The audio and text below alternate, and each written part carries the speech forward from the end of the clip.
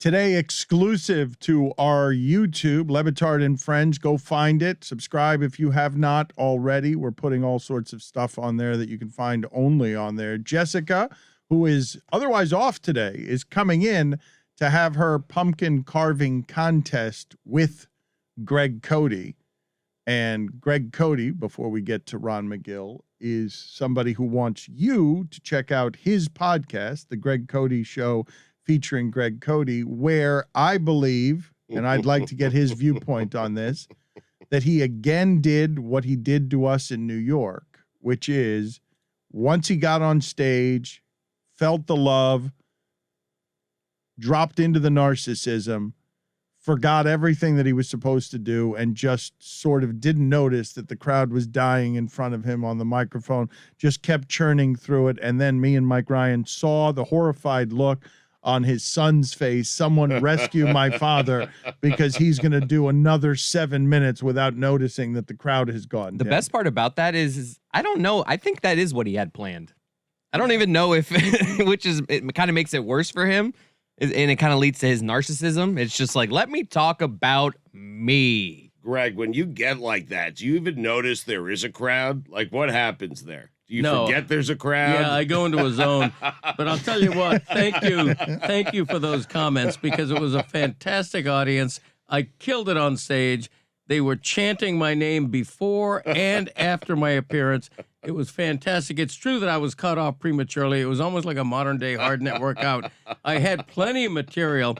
Some of the material I couldn't get to, I do say on the new podcast, including something public, pumpkin carving related. So you'll want to listen to that podcast. For Great sure. tease.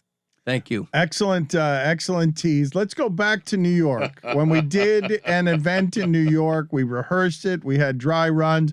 And then Greg Cody, who was supposed to come out and find his mark and just make some jokes, New York jokes. Instead, he just decided to spread his arms and enjoy the applause. We had rehearsals? And he shows up, and some of us did. Asshole. Sorry. Yeah, and Greg was supposed to start the show, get us started off with a big fun surprise that we Longest practiced rehearsals ever. before the show. Longest rehearsal ever. This was the longest part of a long rehearsal. They were really long. It was like 8 hours for a 90-minute It was show. absurd. We were forever. We Luckily, were they were talking to donuts. the crew, and they're like, "This always takes 45 minutes. I don't know why this is taking." And then they're so like, long." let's order lunch. And we're like, can we just finish this? Yeah, so we we'll had go to get take our a- own lunch. a We like waited union an break. hour for lunch. Yeah, it was a union thing. They were to blame. And Like, can't we just I'm all finish? pro-union, don't get me wrong. And after all that practice, Greg Cody just blew the entrance of the show, and we had to start over. Ladies and gentlemen. Yes. Actually, no, not yes. It's just gentlemen, because this is an unrelenting ocean of sausage I'm looking at. Gentlemen, may I present to you Greg Cody.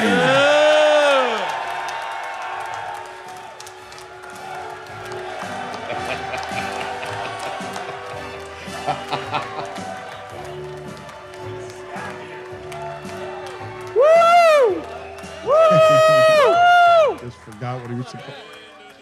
Wow. You screwed it up because You already screwed it up. Let's do it again. Yeah, you we screwed did this it like up. 7 times. Get out of screwed it here. up. Do it again. The song's for you. You're taking the applause. You're supposed to he be couldn't. singing. He Do it was again. taking the praise. He got caught up. No. Let's go back and do it again. What we rehearsed. We did it like 7 times today. He got it wrong Greg, are every you attending a time. Laker game tonight? My God. Go. Do it again. Don't walk from it. Ladies and gentlemen. Just gentlemen. Greg Cody. You nailed it the second Look time. how he's just got a giant smile on his face, just remembering what it was glorious like. The evening. song is yours. Start spreading the news. I'm grieving today So good. because Zion won't be part of it. New York, New York. Well, it was a glorious evening. That's great. What? Soon? You wanted that sorry. second round of applause, didn't Not you? a helpful voice in the bunch there, Greg. You notice that? You know what? I power through it. You know, the first time they started the music too soon, they rushed my cue. But the second time I was there, man. If you're going to rehearse, do it in front of a live audience. You know what I'm saying? That's right. Right. Make Yeah. it feel like the actual thing. Incredible. Sorry, Mike. What is your line on I show up, man? I come here, man. Come here, man. Yeah. Greg just gave us the equivalent. I was there, man. I shoulder through it. It's the best you can do when you do it with Greg Cody and Stugotz. If they show up, that's them clearing the bar. It's like the football coaches always say, the greatest ability is availability. I'm not promising excellence. What I'm promising is I'm going to be there. I'll be there. Right. Okay, and so your son was worried about putting you on at 10:30. How many Miller Lights? How responsible are you for the enormity of that VIP bill? Oh, luckily there were some fans of the show who were buying me Miller Lights, which I didn't ask for, but that was a fantastic surprise. I was a little worried you scheduled me so late in the show. I will say that, but I minded my P's and Q's. As my wife will tell you, I was fine to drive home. I killed the set. I mean, that was acclaimed. Variety did a piece on my 6 minutes up there. And, it was just great. The whole evening was fantastic. Chris, why does he remember this so differently than we remember? Why does he remember his set so differently than we remember his set? Because they were chanting his name. So That's just it. in his mind, on the front end and back end, he heard chanting. So he's like, what? I crushed it. Yep. They liked it. And he kind of did. He's like Stugotz. He always wins. Mhm. He went up there and just in a monotone, hello, my wife didn't want me. And it's just like, and the crowd loves it. They just eat out of his hand. Well, it was a me sandwich. There were Cody chants front and back. It was Right. just, Who cares about what's in the middle? I mean, it was pretty good. And a lot He of was the just material. getting to the good stuff, right? Yeah, a lot of the material I didn't get to because I was bum rushed off the stage. Right. Mhm. What you can find in the Greg Cody Show featuring Greg Right, with Cody, Greg Cody, out right. today, which I will never advertise under any circumstances, and will have no reasons to ever send you there. It may be our best episode yet. Check it out. The Greg Cody Show with Greg Cody. You have a question for Ron McGill, who's been patiently sitting here listening to your yammering from his office. We are, again, grateful that Ron McGill makes this one of the most popular segments that we have around here, and we encourage you, if you want your help or your money, your care for the animals to go straight to the animals without getting clogged up in bureaucracy, we encourage you to check out the Ron McGill Endowment. Just find it on Google. It's easy to find. Ron, I do have a question, and this headline really surprised me. Florida manatees dying in record numbers amid food scarcity. It surprises me because they're herbivores, and isn't the food readily available? What's going on? No, it's not readily available. That's the problem. They are herbivores, but the main part of their food is seagrass. And we're having these massive seagrass die-offs. When they talk about things like in Biscayne Bay, the fertilizers, the pollutants that are going into the water are causing these massive seagrass die-offs. And that's leading to starvation for manatees. That's what they're dying of. It's really sad. Ron, when you look at the things that we're doing to the environment and the way that we're harming the animal kingdom, you imagine what kind of things are going to happen in 10 years, 15 years that you see off in the distance that you're already getting heartbroken by because we're not going to correct it? Well, emissions are one thing. Pollutants in the sky, our carbon footprint is so huge now. So what we're doing is we're losing species. I mean, at an astronomical rate. They're talking about in the next 50 years, we can lose 1 million species. And Dan, when you think about it, every species is connected to us in one way or another. That's why they call it the web of life. And you might not notice, an insect disappears here, but if that insect is a pollinator for a fruit that you like to eat, and all of a sudden that fruit's not being produced because there's no pollinator producing it, it has a domino effect. I mean, so many animals depend on so many different animals, and we depend on all those animals. So when you talk about 1 million species being extinct in the next 50 years, that's astronomical. That's bigger. That's a faster extinction rate than the time of the dinosaurs. And that's horrific. I mean, development, you look at development, the human population is growing and growing. People are moving in developing areas. I think direct influence on us is going to be things just like as simple as fresh water, just drinkable, potable, fresh water. People don't realize that many countries around the world don't have that. And I worry that the U.S. may be one of those countries that's going to have challenges regarding clean drinking water just because of what we're doing to our water bodies. But I don't want to get into all that really depressing stuff. This show is a happy show. I just heard freaking Cody singing New York, New York. And then we're going down to this. It's depressing. Thank you, Ron. Appreciate that. I do have a quick follow-up about the manatees because I love manatees. They're so lovable and gentle. What is the solution to this food scarcity? Because it seems like there must be something being done or that could be done. There are things being done. You know, Audubon is working a lot with the state of Florida. They're trying to work with the sugar industry, a lot of the big agricultural industries, to try to alter the way they're using their fertilizers, so the runoff isn't causing these incredible die-offs in the bay. You know, these are all people that are all trying to survive. I don't want to paint like sugar as the bad people. These are not bad people. Everybody's trying to survive. We've got to make compromises. So the state is now working to, you know, we're trying to do these big messages to people. Don't be fertilizing your lawns and such in the summertime when you have all the rains that cause the runoffs into the bay. Because when all these fertilizers, all these you know, additives that we're adding to our land are leaching into the water, that's what's causing the die-offs of the seagrass. And that leads to the, you know, the starvation of the manatee. So it's just a matter of education, getting people to understand that, you know, by making these small changes can lead to big results in the end. But we've all got to do it. Everybody's got to get involved. And that's, you know, it's a tough thing. Money, unfortunately, is the great corrupter. And people look at the instant gratification of how much money you're making by what you're doing right now and not worried about what it leads to down the line. Ron, which animal is the best singer? I would say it's probably the lyrebird. Listen to the lyrebird. It is a bird that can make so many different types of sounds and imitate all kinds of sounds and sing so beautifully. I mean, you know, the best singer, of course, is going to be a bird, unless you want to go into the sperm whale. I mean, the sperm whale, the song, not the sperm whale, the humpback whale. If you want to listen to the song of the humpback whale, it's intoxicating. I've been very fortunate to actually hear it live in the water. It's an intoxicating sound. It takes you to another dimension. It really is amazing. You recreate sounds all the time here. You're not a piano bar, but you can't. Usually, if you can do the sound, you just do it. You don't have even comparable on how awe-inspiring that sound is. The lyrebird? No, I mean the humpback whale. You know, everybody's heard it. I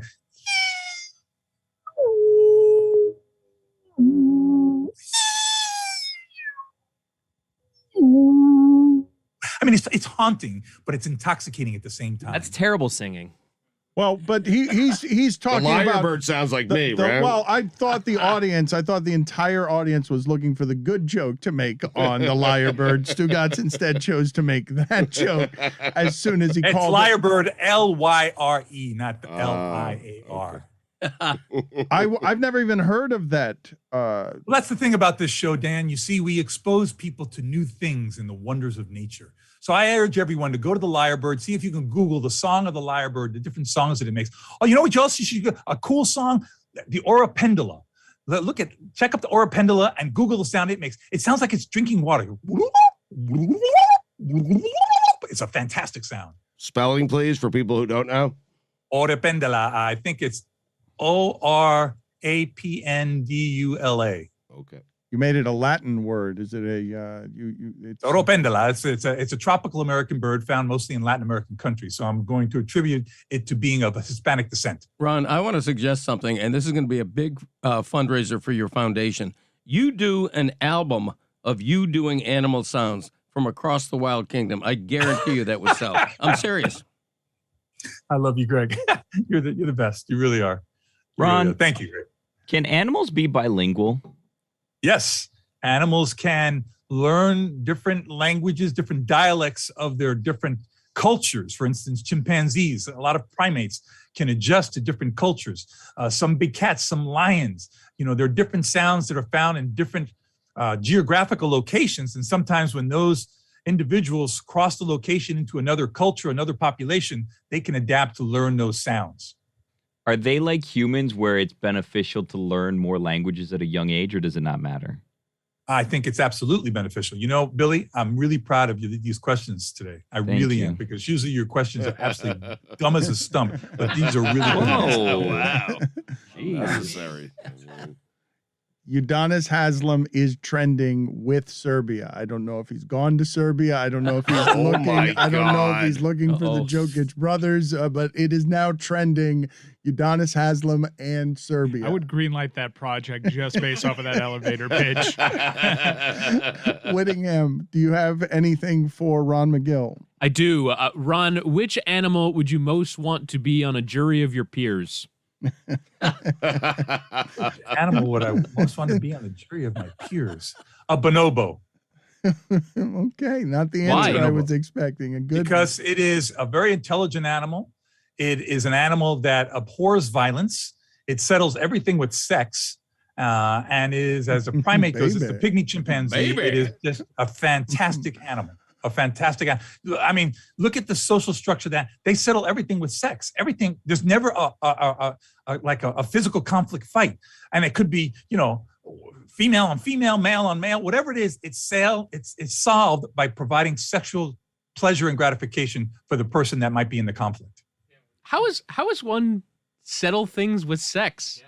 Go on, Ron. Well, okay. with a bonobo. What happens? Let's say bonoboner.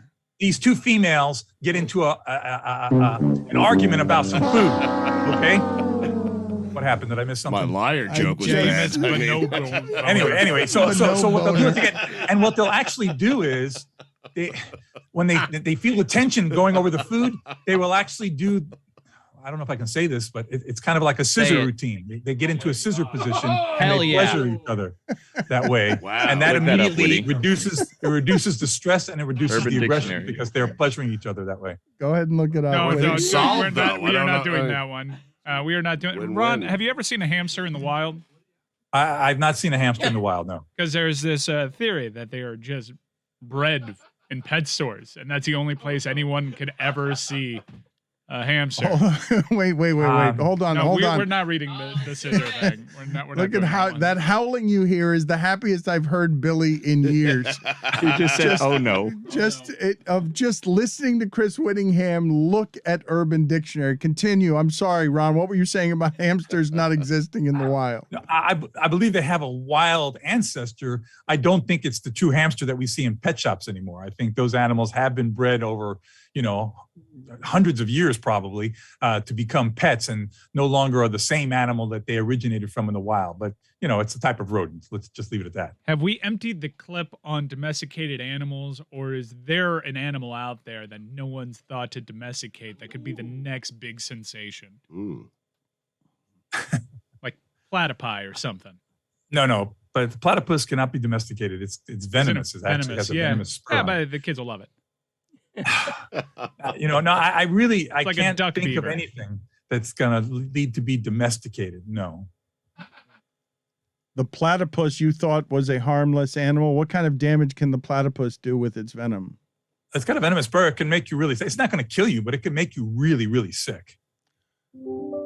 The pig is right on the line. That was delightful. I don't know who that belonged to, but it was very Nice sound, it was yeah. very soothing. Mhm. Thank you for adding it to our lives. The pig, what is right on the line of domestication where I know that you object. You are traditionalist when it comes to domesticated animals. You don't believe anybody should have, never mind chimpanzees or monkeys or any of that stuff. But No, Dan, I'm not a purist in that sense. I mean, there are certainly some kind of reptiles. There's like the bearded dragon. There's the ball python. These are actually good pets because they have been bred under human care for many, many years. They don't get large. They don't get aggressive. And, the fact of the matter is there are people who live in apartments or small townhouses. They don't have a yard. They can't have a big dog or some of the more traditional pets. And I think, having some of the fish in a fish tank, I think I had a fish tank as a kid, and it was one of the most wonderful experiences for me, learning how to set up that whole ecosystem. So there are certainly animals that are not necessarily domesticated that make a decent pet. I'm just talking about these, dangerous animals and animals that get incredibly stressed by being kept in captivity just to satiate someone's ego. Ron, what's the purpose of silverfish? Like, what do they do? Billy, you're a flippin' genius. They provide food for a lot of other fish, and they also feed on algal growth. So they help keep areas clean in the river. They help, maintain the food chain. They're an important part of the food chain. No, I meant like the insect, the one that's like always in your like clothes or silverfish, shoes. the little things that yeah. are in books and stuff. Yeah. They will also be eaten by other animals. Other, insectivores will eat them. Other than that, all they do is kind of chew away at the paper in my book sometimes. It ticks me off. Can they eat your brain if they crawl in your ears? No, they can't eat your brain. Oh. They can't He's crawl in back. your ear and eat your brain. Tony told me they could. Who's Tony? Who the hell is Tony? Hey, What Ron. does Tony know? Hey, Ron. There's Tony. If you were the commissioner of all animals, and I think you should be, would you abolish ant farms? I think ant farms are fantastic. I would not abolish them. I had an ant farm as a kid, and I used to be fascinated by watching the plastic looking both ways. And you see the ants making all those little deliveries and creating the ant paths and all that stuff. I think it's just a wonderful introduction to nature. Yeah, but You know? aren't you imprisoning the ants? Not if you're providing them with the food and everything that they need. No, they ants don't go out and go to football games and play softball or do any of those social things. By providing a structure that's big enough to satiate their social needs, along with the food and the structure, what you're doing is you're providing them with a wonderful sense of security while providing yourself with a wonderful window into the world of ants that many people seem to despise and may learn to be fascinated by. But out in the wild, thousands of ants can get together and carry a rubber tree plant. Mhm. That's what a song once told me. That's right. Ain't no rubber tree plants in an ant farm. No, they don't carry a rubber tree plant in the ant farm because you're giving them food that's a lot easier. Let me ask you something, Greg. If you had to go out and lay cinder blocks all day long, and that's how you had to make a living, and you had the choice to do that or be behind a microphone and sing New York, New York for a living, which one would you choose to do? Oops, there goes another rubber tree. He was just waiting for you to stop talking so he I could would do the latter. sing Your his point's well song. taken. He wasn't even listening to you. My point is animals will do the path of least resistance. Okay. If it takes 1,000 of them to lift up a rubber tree plant, but they can take one at a time and have everything catered to them where they don't have to lift that rubber tree plant, I think they're going to go with the easier route. So they're lazy animals.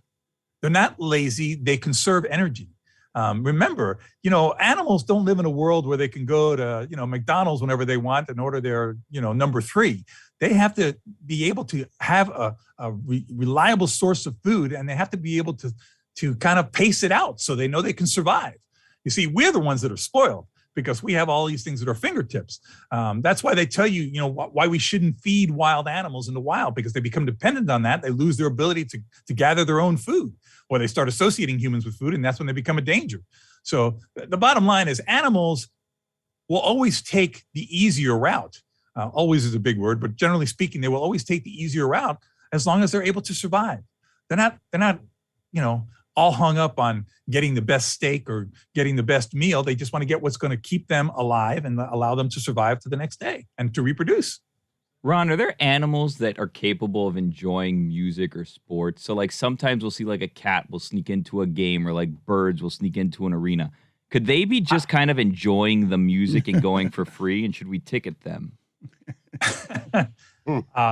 To your original question, animals do, in fact, there are animals that do, in fact, enjoy music. There are animals that do, in fact, watching things like games. There's a million YouTube videos of dogs and cats glued to a television screen, watching whatever video is being played at the time. So there's obviously some sense of entertainment or at least engagement involved in that. We do know there are animals that seem to settle to music, that can actually go to sleep to music. So, yes, I think those external things are enjoyed by animals. Whether they know that there's a game going on at a stadium and they're going to consciously say, I got to get into the stadium because I want to see the game, I don't think so.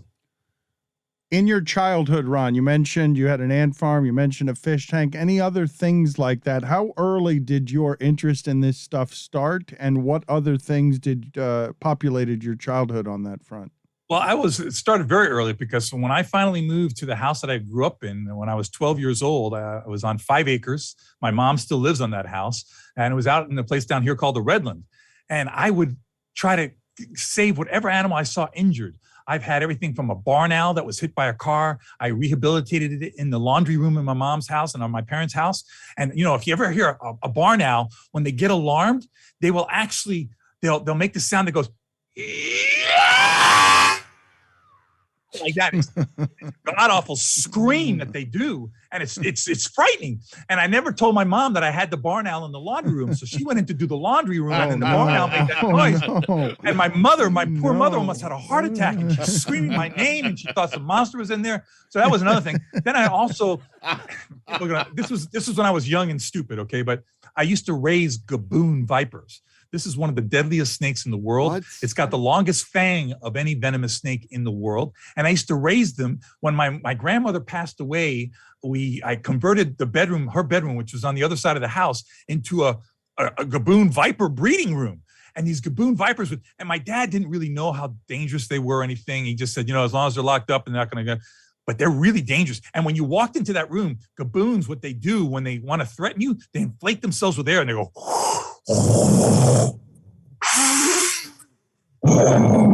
So it sounds like a bunch of big balloons blowing up and deflating, and it's very frightening. So my dad would walk into that room and he'd call me. My dad, he never could call me Ron because my dad was Cuban, had a very strong Cuban accent. He didn't speak really good English. So he always called me Ronnie, and he'd go, Ronnie, venga acá, Ronnie. And he'd start talking bad words in Spanish and tell me, what the hell are all these things doing here and why are they making those sounds? But back then I would breed them because gaboon vipers give birth to live babies. And back then, this was 35 years ago, I could sell the babies for like $200 a piece, and one female would have 20, 25 babies. So you're talking about a guy who's like 21, 22 years old, and one female has a bunch of babies, and I'm selling these things, and I'm getting like $4 or $5 grand when I'm 21 years old back in the 80s. It was huge. A business. And they found out how dangerous they were, and they told me how to get rid It's of like them. selling snakes on the black market, though. I mean, you would be mad if someone was doing that today. How many did you have? Like, there's a room in your house. Your family is. Yeah, I had three pairs, so I had 6 of them, stationed in different areas of the room there. With certain heat lamps and the total photo period, and everything had to be done perfectly so that they would reproduce. But I was permitted. I had my license. I had all the things, and I only sold to permitted people. But I wouldn't do that today. I mean, these are things that you do when you're young and you're stupid. I mean, I'm lucky I never really got hurt badly getting bitten by one of those things, because as I look back, I tend to be overconfident in working with them. And I think it's just, a product of being young, male, thinking you're invincible. But looking back, it was not very intelligent.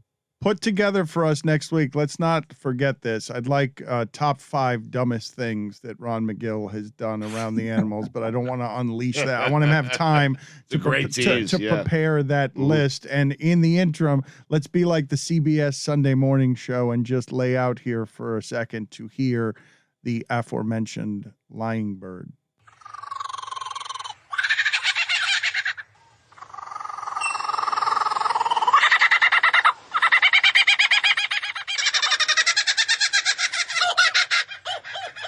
Buh.